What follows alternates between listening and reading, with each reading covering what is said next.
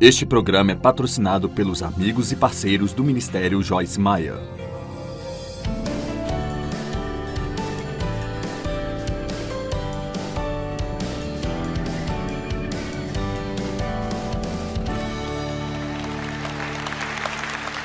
Aproximem-se de Deus e Ele se aproximará de vocês. Lembrem-se de que Ele nunca está distante. Reconheçam que vocês são pecadores e limpem suas mãos sujas. Percebam que foram desleais, indivíduos hesitantes com interesses divididos e purifiquem os seus corações de seu adultério espiritual. Agora, aqui novamente não significa que você não pode apreciar as coisas e ter outros interesses, mas Deus precisa ser o primeiro. Isso significa que Ele precisa ser o primeiro em nosso tempo, o primeiro nas nossas conversas, em nossos pensamentos, o primeiro em nossas finanças, o primeiro em cada decisão que nós tomamos. Se você colocá-lo em primeiro, você nunca se encontrará em último lugar. Ao se aproximar de Deus, sejam profundamente penitentes e tristes, até mesmo chorem por suas deslealdades, troquem o riso por lamento e alegria, por abatimento e vergonha sincera pelos seus pecados. Agora, isso não significa que nós devemos andar por aí, como sabe, pensando que somos terríveis o tempo todo, mas acho que é uma exortação para levarmos o pecado bem a sério. Leve o pecado a sério. E sabe, na maioria das vezes, o mundo nem sequer denomina o pecado de pecado. Metade das coisas que a Bíblia diz que é pecado, o mundo chama de vícios, doenças, males ou coisas assim. Amém? Veja, o maior perigo que nós corremos é de irmos para o mundo e ficarmos longe de Deus. Nós não podemos pensar como eles pensam, não podemos falar como eles falam, não podemos agir como eles agem, nós não podemos acreditar no que eles acreditam. Nós temos algo maior e é a palavra de Deus. E eu continuarei gritando para o mundo enquanto Deus der uma voz a mim, que esta é a verdade, e o que não concordar com a palavra de Deus é uma mentira.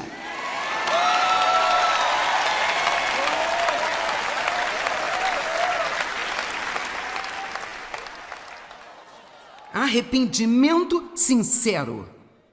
Arrependimento muito sincero. Uma vez eu estava orando e eu tinha feito algo errado, eu nem me lembro agora o que era. Eu disse, ó Deus, perdoe-me, eu errei. E eu me lembro do Senhor dizendo, errou como?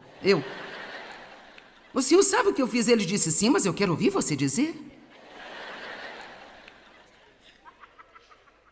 Não porque ele não soubesse, mas veja, a verdadeira confissão e arrependimento são bons para a nossa alma. Davi disse, se você ler o Salmo, eu não sei, um deles, em que, eu acho que poderia ser o Salmo 32, em que ele se arrependeu do pecado. 32? Sim, Salmos 32. Eu estou olhando para a minha concordância sentada ali. Onde Davi, a Bíblia registra uma oração de arrependimento que Davi fez quando ele finalmente enfrentou a magnitude do seu pecado com Betseba. E acreditem ou não, ele ignorou isso por um ano. Um homem tão próximo de Deus. Ele cometeu adultério e assassinato. E ele pensou que estava conseguindo ignorar isso por um ano. E se você ler o Salmo 32, é realmente muito bom, especialmente da Bíblia Amplificada. Ele basicamente diz que ele estava infeliz. E quando ele confessou o seu pecado, a Bíblia Amplificada diz que ele contou e contou até confessar tudo para Deus. Então Deus lhe trouxe a alegria da salvação de volta. Não ande por aí com coisas escondidas em seu coração que você não quer falar com Deus porque Ele já sabe de qualquer maneira. E por vezes nós precisamos de ouvir o quanto o nosso pecado é feio. Porque o nosso pecado pode nos chocar às vezes. Nós percebemos que estamos com inveja ou com raiva ou que simplesmente somos difíceis de se conviver.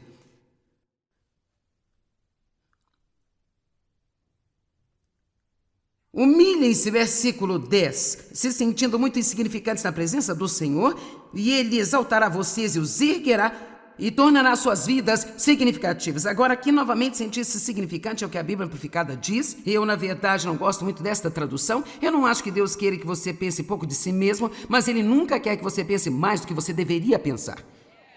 E essa é a chave. Eu gosto de dizer que sou tudo e nada, nada em mim mesmo e tudo em Cristo. Nada em mim mesmo, nada sem Ele, todas as coisas nele e através dele. Deus nos dá graça. Nós não podemos mudar sem Ele. Nós precisamos gastar tempo com Deus e confiar nele para nos mudar regularmente. Quantos de vocês adorariam estar livres de sempre tentar mudar e estar descontente consigo mesmo e... Certo.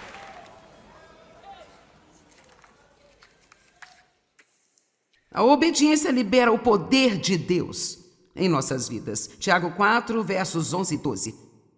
Meus irmãos, não falem mal, nem acusem uns aos outros, pois quem fala contra o seu irmão ou julga o seu irmão está maldizendo e criticando, julgando a lei. Mas quando você julga a lei, você não está cumprindo a lei, mas está se colocando como censor e juiz. Agora, a lei sobre a qual ele está falando é a nova lei real do amor.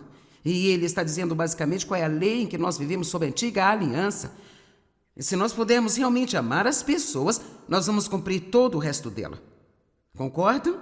Falo do amor, é por isso que a Bíblia diz: faça aos outros o que você gostaria que fizessem a você. Não teríamos problemas com pessoas se tratássemos outras pessoas do jeito que queremos ser tratados também. Isso resolveria tudo. Então ele diz: seja cuidadoso com o que você fala das pessoas. Nós falamos sobre a boca ontem. Cuidado com a maneira como você fala das pessoas. Não faça acusações contra as pessoas. Na maioria das vezes em que acusamos, nós nem sabemos do que estamos falando, sabe? Verso 12. Há somente um legislador e juiz, o qual é capaz de salvar e destruir, aquele que tem o poder absoluto da vida e da morte. Mas você, quem é você? Quem é você que presume ter poder para julgar o seu próximo? Romanos capítulo 14, de 10 a 13. Comportem-se de maneira diferente. Por que você critica e julga ao seu irmão? Ou por que você despreza ou ofende ao seu irmão? Pois todos nós compareceremos para juízo diante de Deus. Eu amo dizer o que eu estou me preparando para dizer. Quando chegar o dia do juízo, Deus não nos perguntará sobre ninguém além de nós mesmos.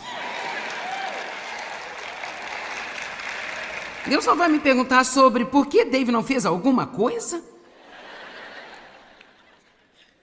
Muito menos o meu vizinho, as pessoas com quem eu trabalho, ou, sabe, nós precisamos simplesmente deixar as pessoas em paz, orar por elas, deixar Deus lidar com elas e passar o nosso tempo com Deus, pedindo que Ele endireite os nossos caminhos. Vamos lá, isso é bom.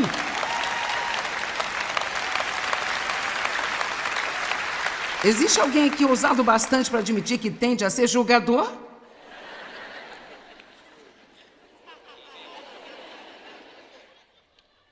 Existe alguém aqui que não importa quantas coisas boas você tem, se há alguma coisa errada, você pode vê-la?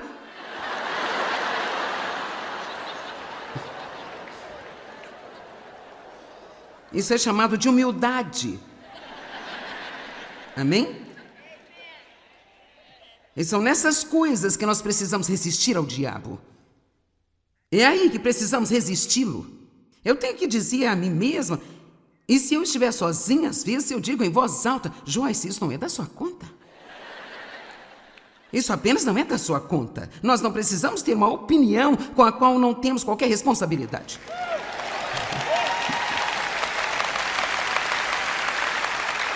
Bem, eu não acho que eles deveriam. Se fosse eu, sabe? Você não tem ideia do que faria se estivesse no lugar de outra pessoa, porque você não está. Eu estou pregando bem nesta manhã.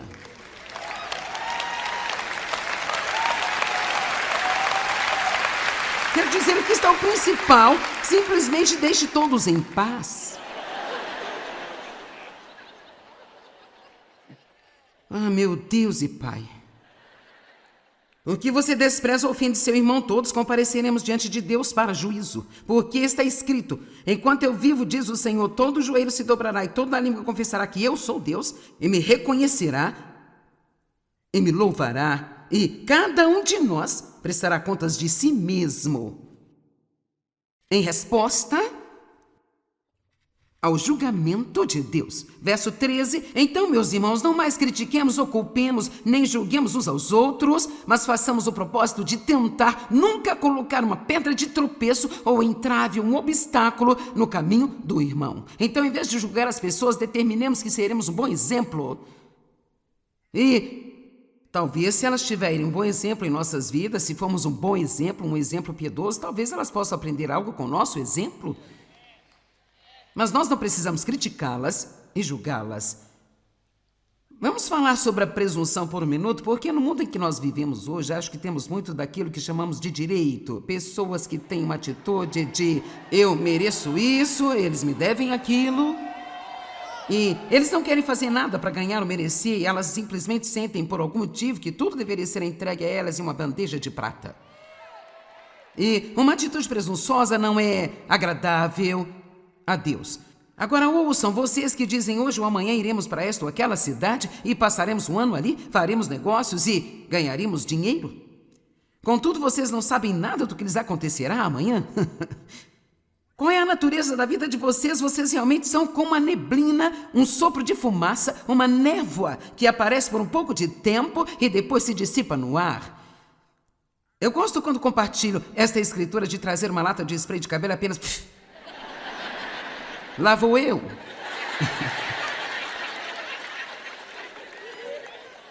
Você sabe que nós precisamos ouvir muito mais. Nós precisamos ouvir muito mais disso. Se Deus quiser, farei isso. Se Deus aprovar. Eu estou falando sério, nós precisamos ter mais disso em nossa conversa. Até mesmo nas nossas conversas uns com os outros. Nós vamos parar de declarar o que nós faremos o tempo todo, porque nós não faremos coisa alguma se Deus não permitir que as façamos e nos abençoar para fazê-las. Eu penso que nós afastamos muito do se for da sua vontade. Quantos de vocês querem o que Deus quer mais do que você quer o que você quer?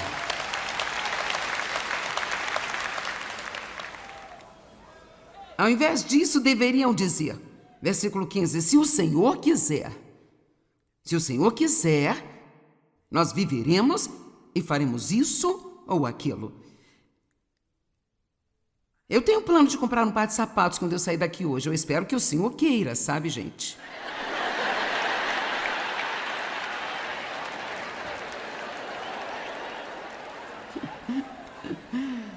Quantos de vocês acham que Ele quer? Eu acredito que seja a vontade de Deus, amém?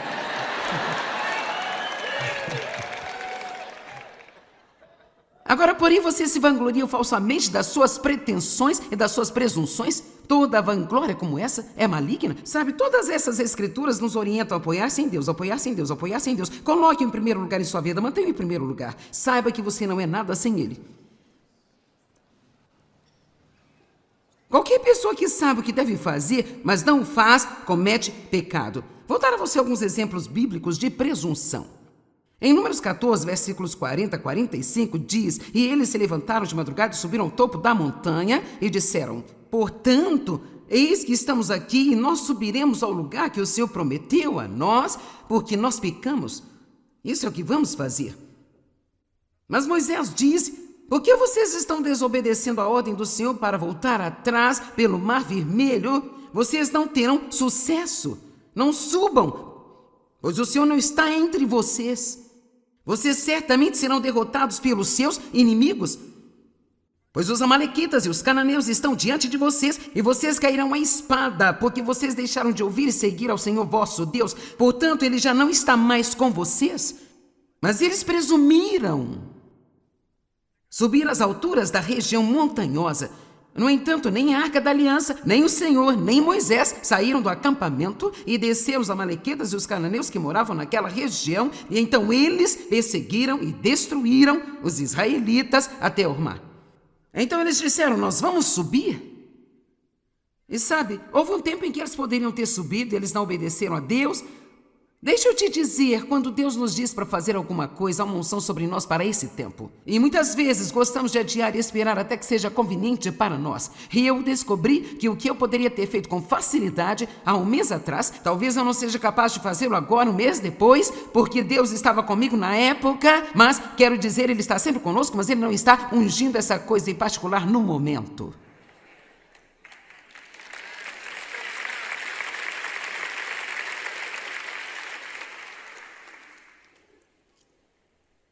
Presunção.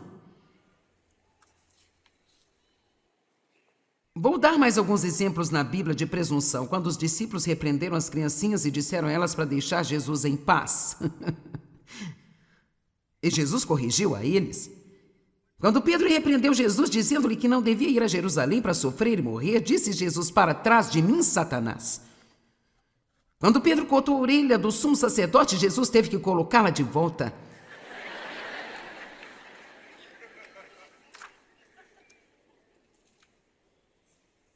Vamos ser pessoas que percebem o que somos sem Deus e não somos absolutamente nada?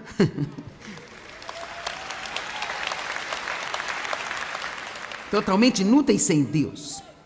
Deus, eu preciso de você. Se você tem um emprego, não espere ter aquilo que alguém levou mais de 30 anos para conquistar o que você quer.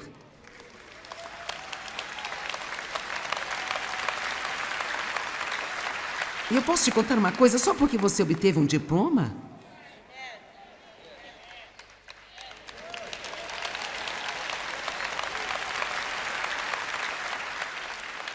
Isso não significa que você não precise provar a si mesmo. Só porque você obteve um diploma não quer dizer que você sabe alguma coisa? Nós precisamos de experiência, não é? Esteja disposto a investir um pouco de tempo nisso. Esteja disposto a provar a si mesmo, ser fiel e deixar que Deus prove você.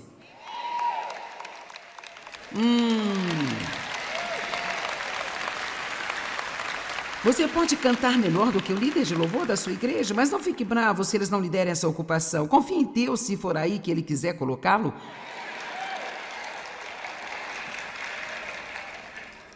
Tiago, capítulo 5. Ouçam agora, vocês ricos, chorem em voz alta e lamentem-se sobre as misérias e aflições que estão vindo sobre vocês.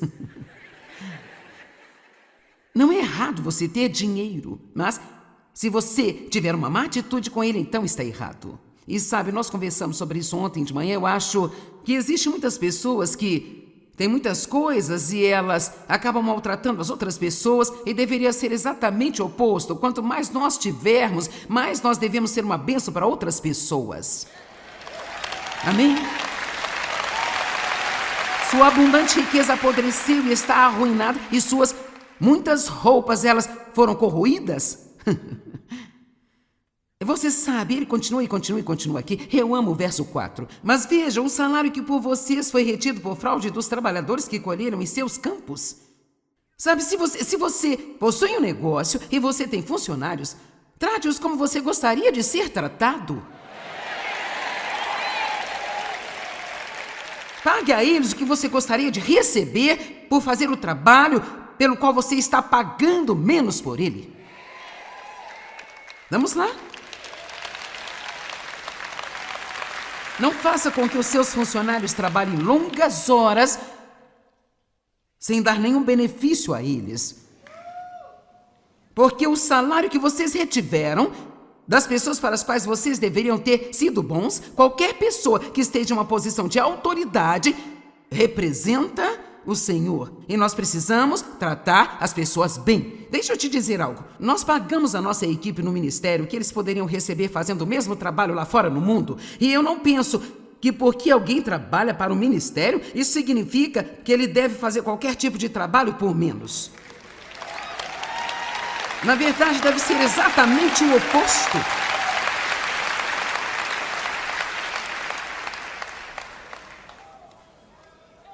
Aqui na terra, verso 5, vocês viveram luxuosamente, desfrutando todos os prazeres da autoindulgência e da autoglorificação.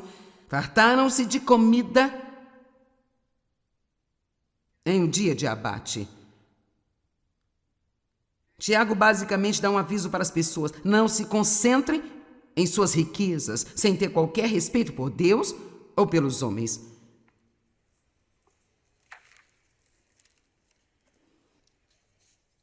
Tiago 5,7. Então estejam pacientes, irmãos, enquanto esperam. Voltamos para onde começamos, em Tiago 1? Você não está orgulhoso de si mesmo? Você fez toda a jornada? Eu quero que você perceba que ele não diz: sejam pacientes, irmãos, se vocês tiverem que esperar. Ele diz: sejam pacientes, irmãos, enquanto vocês esperam. E lembre-se, paciência não é esperar, é como nós nos comportamos enquanto esperamos. A paciência é uma atitude que só é desenvolvida na aprovação. É um fruto do Espírito que só cresce debaixo de provações. É por isso que Deus nos permite passar por certas coisas. E Ele não nos liberta tão rápido quanto nós gostaríamos. Não é que Ele não tenha planejado sua libertação, mas Ele está apenas usando o que está acontecendo agora para então aumentar a sua fé um pouquinho mais. E então você estará muito mais forte quando tudo terminar.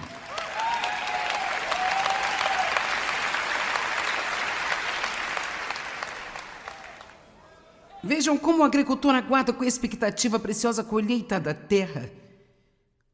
Veja como ele espera com paciência até que venham as chuvas do outono e da primavera. Essa é uma mensagem inteira em si mesma. Ele está dizendo: olha, enquanto espera, continue fazendo o que sabe fazer.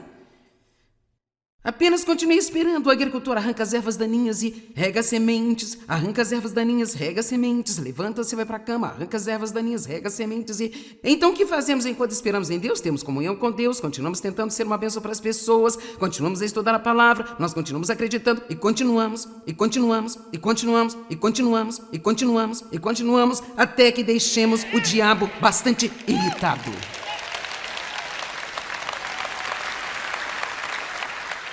Preparem-se para ficar animados. Então vocês também devem ser pacientes, fortaleçam seus corações, confirmem-se, fortifiquem-se e assegurem-se, pois o Senhor está próximo. A vinda do Senhor está muito próxima. Enquanto espera, não reclame.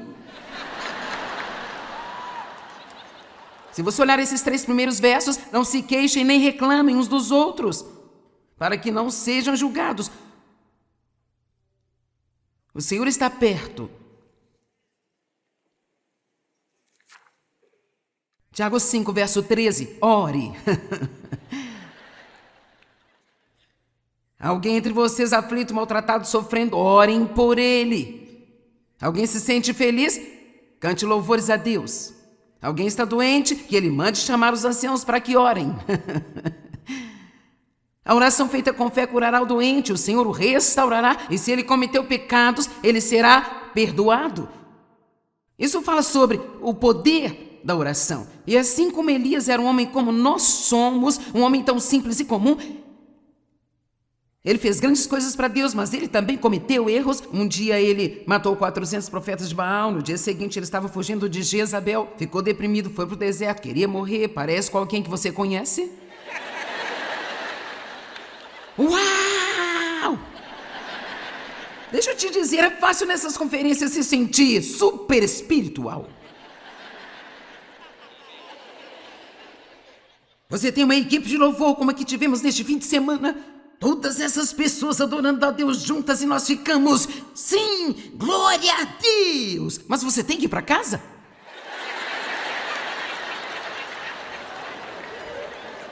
Ops! É aí que nós temos que colocar tudo isso em prática em nossas vidas. E é quando nós precisamos orar e precisamos dizer: Deus, ajuda-me em tudo que eu fizer, porque eu não posso fazer coisa alguma sem você.